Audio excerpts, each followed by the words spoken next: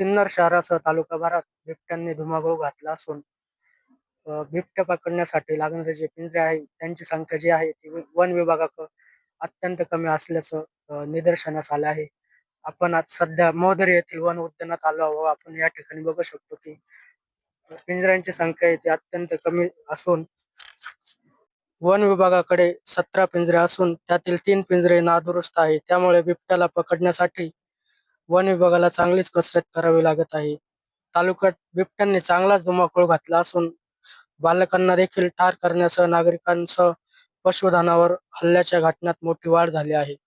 त्यामुळे बिबट्याला पकडण्यासाठी तालुक्यात 124 पैकी 70हून अधिक गावात बिबट्याचा वावर आढळून आला आहे.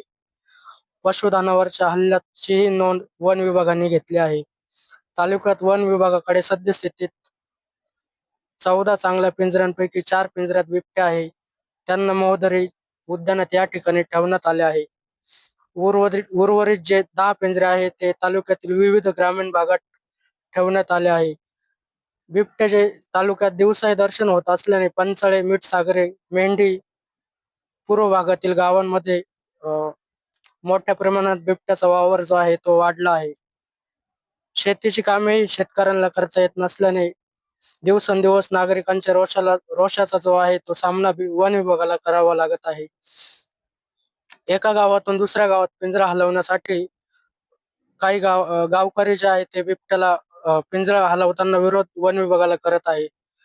किमान तालुक्यात 128 गावे आहेत. किमान 60 पिंजरे तालुक्यात असायला हवेत अशी जी मागणी आहे ती नागरिकांच्या वतीने करण्यात येत आहे. योगेश माळनकर, TV9 मराठी, सिन्नर.